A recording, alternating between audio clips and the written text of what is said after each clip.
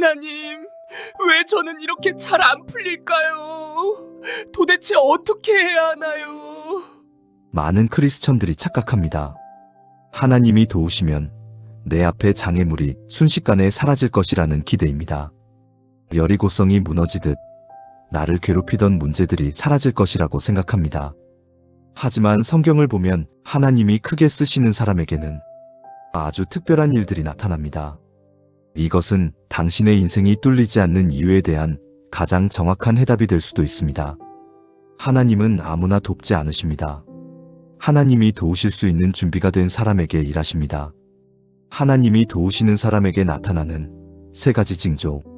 당신에게 이 세 가지의 징조가 있다면 하나님의 기적이 바로 문 앞에 와 있음을 믿으시기 바랍니다. 첫 번째 특징. 하나님이 도우시는 사람은 자신이 가장 의지하던 것이 무너지는 경험을 합니다. 하나님은 당신이 끝까지 움켜쥐고 있는 그 손을 억지로라도 펴게 만드십니다. 사람마다 꽉 붙들고 있는 것이 다릅니다. 어떤 분에게는 그것이 자식의 성공일 수 있습니다. 내 인생은 실패했어도 내 자식만큼은 최고로 만들겠다는 그 집착. 어떤 분에게는 그것이 통장의 잔고일 수도 있고, 내가 평생 쌓아온 커리어와 명예일 수도 있고, 자신의 경험과 지식, 자존심일 수도 있습니다. 우리는 기도합니다. 하나님, 이것만은 건드리지 마세요. 이것만은 지켜주세요. 이것을 통해 영광 받으세요. 하지만 하나님은 이상하게도 우리가 가장 아끼고 의지하는 그것을 흔드십니다. 내 인맥이 끊어지게 하시고 내 경험이 전혀 통하지 않는 상황으로 몰아넣으십니다. 내가 세웠던 완벽한 전략과 계획이 휴지 조각처럼 무용지물이 되는 순간을 맞이하게 하십니다. 왜 그러실까요? 하나님이 심술구주신 걸까요? 아닙니다. 내 손에 무언가가 꽉 쥐어져 있으면 하나님의 손을 잡을 수 없기 때문입니다. 내가 내 인생의 운전대를 꽉 잡고 있는데 하나님이 어떻게 운전하실 수 있겠습니까? 성경 속 모세를 보면 그가 이집트의 왕자로 있을 때 자신만만했습니다.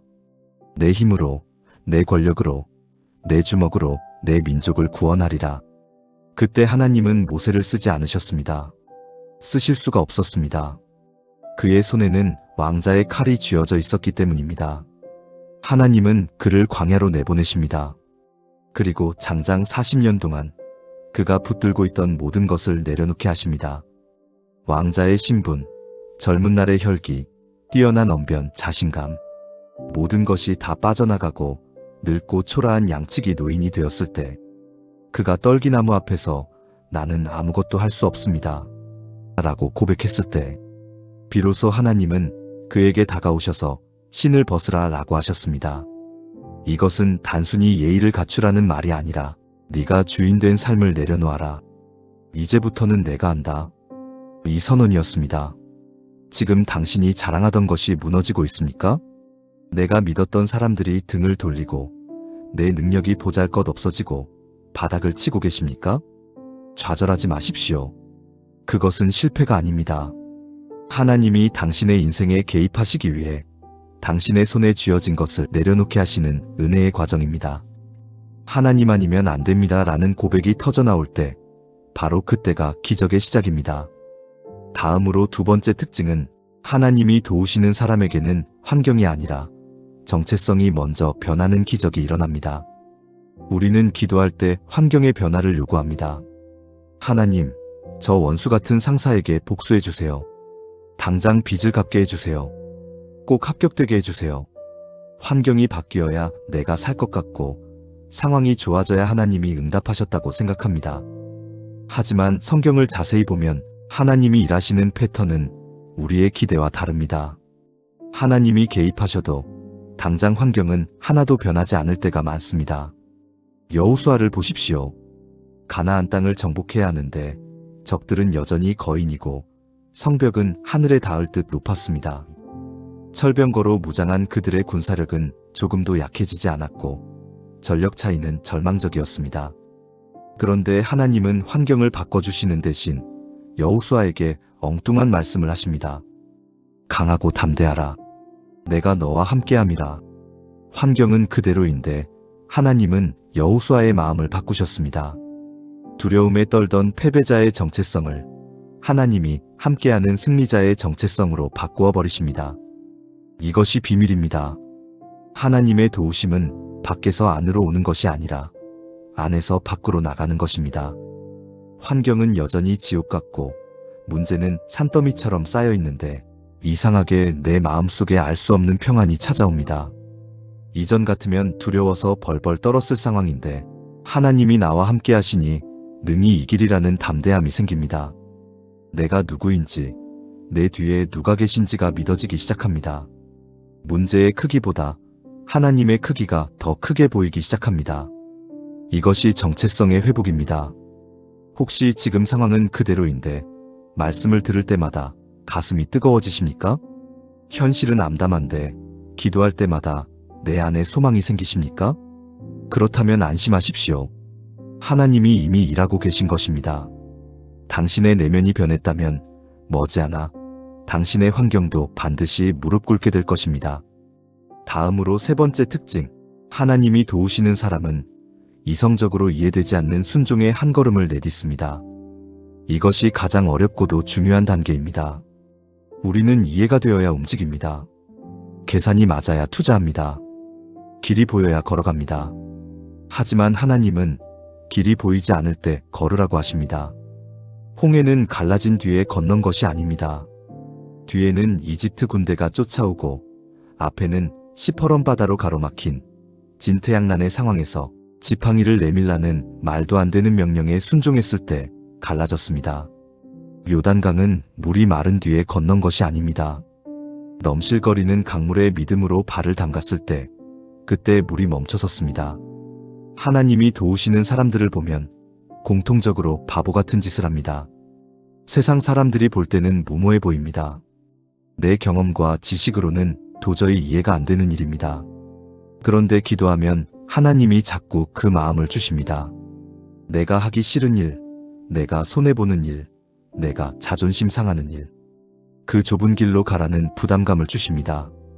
저도 그런 적이 있었습니다. 다들 예스라고 할 때 하나님이 노라고 하시는 것 같았습니다. 다들 아니라고 할 때 하나님이 가라고 하시는 것 같았습니다. 이성적으로는 90%가 불가능이었습니다. 하지만 기도하면 할수록 주시는 그 세미한 음성에 떨리는 마음으로 순종의 한 걸음을 내디뎠을 때 그제야 비로소 보이지 않던 길이 열리는 것을 보았습니다. 믿음은 명사가 아니라 동사입니다. 머리로 동의하는 것이 아니라 손과 발이 움직이는 것입니다.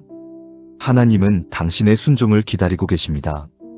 완벽한 타이밍, 완벽한 조건이 갖춰지기를 기다리지 마십시오. 지금 당신의 마음을 두드리는 그 작은 감동, 누군가를 용서하라는 마음, 작게라도 헌신하라는 마음, 지금 당장 기도하라는 마음, 그 작은 순종의 한 걸음이 당신의 인생을 막고 있던 거대한 댐을 무너뜨리는 시작이 될 것입니다. 사랑하는 여러분, 이제 말씀을 정리하며 여러분의 삶을 돌아보기 원합니다. 혹시 지금 너무 힘드십니까? 내가 붙들고 있던 것이 다 무너져 내려서 허망하십니까? 슬퍼하지 마십시오. 하나님이 당신의 두 손을 비우고 계신 것입니다. 이제 그 빈손에 하나님을 채우실 것입니다. 상황이 변하지 않아 답답하십니까? 낙심하지 마십시오. 하나님이 지금 당신을 하나님의 사람으로 빚어가고 계신 것입니다. 당신이 변하면 세상이 감당할 수 없는 사람이 됩니다. 무엇을 해야 할지 몰라 두려우십니까? 계산기를 내려놓고 오늘 주시는 말씀에 작게라도 순종하십시오. 그 한 걸음 속에 하나님의 기적이 숨어 있습니다. 하나님은 당신을 포기하지 않으셨습니다. 지금 겪고 있는 이 모든 과정이 하나님이 당신을 돕고 계시다는 가장 확실한 증거입니다. 이제 우리의 시선을 나에게서 하나님께로 돌리며 간절한 마음으로 함께 기도하겠습니다. 사랑의 하나님 아버지, 오늘도 지치고 상한 마음을 이끌고 주님 앞에 엎드립니다. 주님, 솔직히 고백합니다. 제 인생이 제 뜻대로 풀리지 않아 답답했습니다. 왜 저만 이렇게 힘들고 왜 제 기도는 듣지 않으시냐고 원망을 쏟아내기도 했습니다. 하지만 오늘 말씀을 통해 깨닫습니다. 문제가 환경에 있었던 것이 아니라 여전히 힘을 빼지 못한 저의 교만함에 있었음을 인정하며 회개합니다. 주님, 저는 너무나 두렵습니다. 제가 이것을 놓으면, 제가 생명처럼 여기는 이 계획을 포기하면 벼랑 끝으로 떨어질 것만 같아서 주님을 믿는다고 말하면서도 정작 내 손에 쥔 것을 놓지 못했습니다. 하지만 이제 믿음으로 결단합니다. 피가 통하지 않을 정도로 꽉 움켜쥐었던 제 두 손을 이제 주님 앞에서 펴니다. 제 자존심, 경험, 인맥, 그리고 자녀와 재정까지 제가 주인 노릇하려 했던 모든 영역을 주님의 발 아래에 내려놓습니다. 저는 할 수 없습니다. 저는 무능합니다. 오직 하나님만이 하실 수 있습니다. 이제 이 빈손을 주님께서 붙들어 주시옵소서. 하나님, 제 눈앞의 현실은 여전히 그대로입니다. 그러나 이제는 환경을 보며 낙심하지 않겠습니다. 환경보다 크신 하나님이 나의 아버지 되심을 믿습니다. 패배의식에 젖어있던 저의 정체성을 바꿔주시옵소서. 나는 안 돼, 끝났어라고 속삭이는 사탄의 거짓말을 예수의 이름으로 끊어내겠습니다. 저는 문제 속에 갇힌 피해자가 아니라 만군의 여호와가 함께하시는 승리자임을 선포합니다. 상황이 변하기 전에 제 마음이 먼저 주님의 평안으로 정복되게 하옵소서. 그리고 주님, 이제 마지막 한 걸음을 내디디려 합니다. 제 이성으로는 도저히 이해가 되지 않는 상황에도 주님께서 가라 하시면 순종하겠습니다. 제 자존심을 꺾고 먼저 사과하는 그 한 걸음, 두렵지만 다시 한번 도전하는 그 한 걸음, 아무것도 보이지 않지만 기도의 자리로 나아가는 그 순종의 한 걸음을 오늘 믿음으로 떼겠습니다. 홍해가 갈라져서 건너는 것이 아니라 발을 내디딜 때 갈라짐을 믿습니다. 저의 작은 순종이 하나님의 위대한 기적을 여는 열쇠가 되게 하여 주시옵소서. 저의 끝이 하나님의 시작임을 믿습니다. 가장 좋은 때에 가장 완벽한 방법으로 저를 도우실 하나님을 찬양합니다. 저를 다시 일으켜 주실 주님을 신뢰하며 오늘 하루도 주님의 손길을 의지하며 나아갑니다. 이 모든 말씀, 우리를 사랑하셔서 끝까지 도우시는 예수 그리스도의 이름으로 기도드립니다. 아멘. 다시 한번 묵상하겠습니다. 많은 크리스천들이 착각합니다. 하나님이 도우시면 내 앞에 장애물이 순식간에 사라질 것이라는 기대입니다. 여리고성이 무너지듯 나를 괴롭히던 문제들이 사라질 것이라고 생각합니다. 하지만 성경을 보면 하나님이 크게 쓰시는 사람에게는 아주 특별한 일들이 나타납니다. 이것은 당신의 인생이 뚫리지 않는 이유에 대한 가장 정확한 해답이 될 수도 있습니다. 하나님은 아무나 돕지 않으십니다. 하나님이 도우실 수 있는 준비가 된 사람에게 일하십니다. 하나님이 도우시는 사람에게 나타나는 세 가지 징조. 당신에게 이 세 가지의 징조가 있다면 하나님의 기적이 바로 문 앞에 와 있음을 믿으시기 바랍니다. 첫 번째 특징. 하나님이 도우시는 사람은 자신이 가장 의지하던 것이 무너지는 경험을 합니다. 하나님은 당신이 끝까지 움켜쥐고 있는 그 손을 억지로라도 펴게 만드십니다. 사람마다 꽉 붙들고 있는 것이 다릅니다. 어떤 분에게는 그것이 자식의 성공일 수 있습니다. 내 인생은 실패했어도 내 자식만큼은 최고로 만들겠다는 그 집착.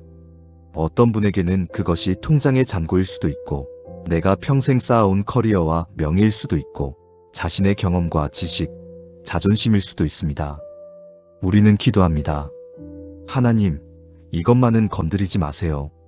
이것만은 지켜주세요. 이것을 통해 영광 받으세요. 하지만 하나님은 이상하게도 우리가 가장 아끼고 의지하는 그것을 흔드십니다. 내 인맥이 끊어지게 하시고 내 경험이 전혀 통하지 않는 상황으로 몰아넣으십니다. 내가 세웠던 완벽한 전략과 계획이 휴지 조각처럼 무용지물이 되는 순간을 맞이하게 하십니다. 왜 그러실까요? 하나님이 심술구주신 걸까요? 아닙니다. 내 손에 무언가가 꽉 쥐어져 있으면 하나님의 손을 잡을 수 없기 때문입니다. 내가 내 인생의 운전대를 꽉 잡고 있는데 하나님이 어떻게 운전하실 수 있겠습니까? 성경 속 모세를 보면 그가 이집트의 왕자로 있을 때 자신만만했습니다. 내 힘으로, 내 권력으로, 내 주먹으로 내 민족을 구원하리라. 그때 하나님은 모세를 쓰지 않으셨습니다. 쓰실 수가 없었습니다. 그의 손에는 왕자의 칼이 쥐어져 있었기 때문입니다. 하나님은 그를 광야로 내보내십니다. 그리고 장장 40년 동안 그가 붙들고 있던 모든 것을 내려놓게 하십니다. 왕자의 신분, 젊은 날의 혈기, 뛰어난 언변, 자신감, 모든 것이 다 빠져나가고 늙고 초라한 양치기 노인이 되었을 때 그가 떨기나무 앞에서 나는 아무것도 할 수 없습니다 라고 고백했을 때 비로소 하나님은 그에게 다가오셔서 신을 벗으라 라고 하셨습니다. 이것은 단순히 예의를 갖추라는 말이 아니라 네가 주인된 삶을 내려놓아라. 이제부터는 내가 한다. 이 선언이었습니다. 지금 당신이 자랑하던 것이 무너지고 있습니까? 내가 믿었던 사람들이 등을 돌리고 내 능력이 보잘것 없어지고 바닥을 치고 계십니까? 좌절하지 마십시오. 그것은 실패가 아닙니다. 하나님이 당신의 인생에 개입하시기 위해 당신의 손에 쥐어진 것을 내려놓게 하시는 은혜의 과정입니다. 하나님 아니면 안 됩니다 라는 고백이 터져나올 때 바로 그때가 기적의 시작입니다. 다음으로 두 번째 특징은 하나님이 도우시는 사람에게는 환경이 아니라 정체성이 먼저 변하는 기적이 일어납니다. 우리는 기도할 때 환경의 변화를 요구합니다. 하나님, 저 원수 같은 상사에게 복수해 주세요. 당장 빚을 갚게 해주세요. 꼭 합격되게 해주세요. 환경이 바뀌어야 내가 살 것 같고 상황이 좋아져야 하나님이 응답하셨다고 생각합니다. 하지만 성경을 자세히 보면 하나님이 일하시는 패턴은 우리의 기대와 다릅니다. 하나님이 개입하셔도 당장 환경은 하나도 변하지 않을 때가 많습니다. 여호수아를 보십시오.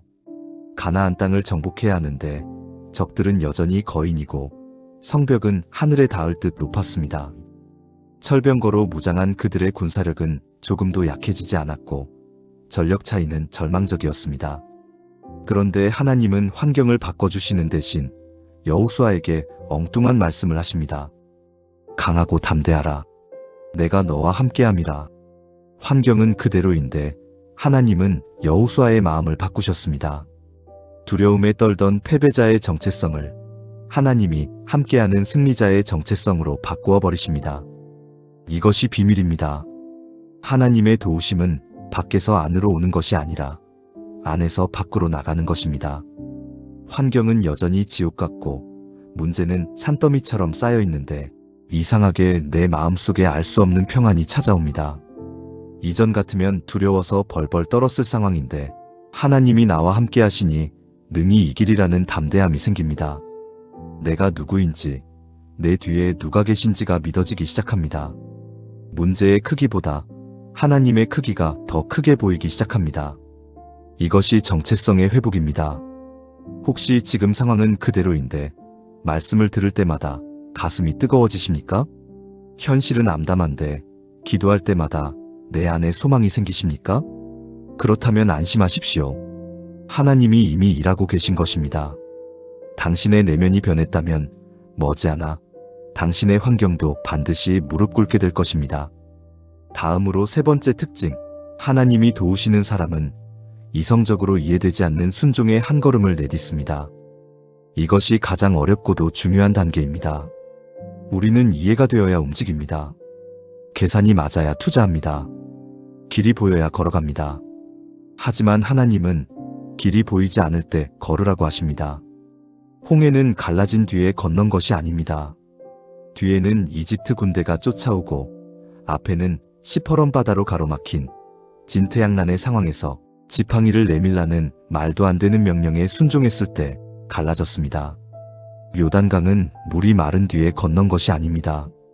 넘실거리는 강물에 믿음으로 발을 담갔을 때 그때 물이 멈춰섰습니다.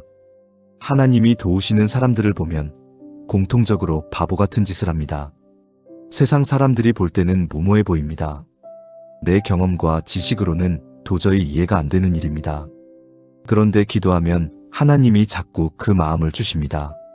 내가 하기 싫은 일, 내가 손해보는 일, 내가 자존심 상하는 일, 그 좁은 길로 가라는 부담감을 주십니다.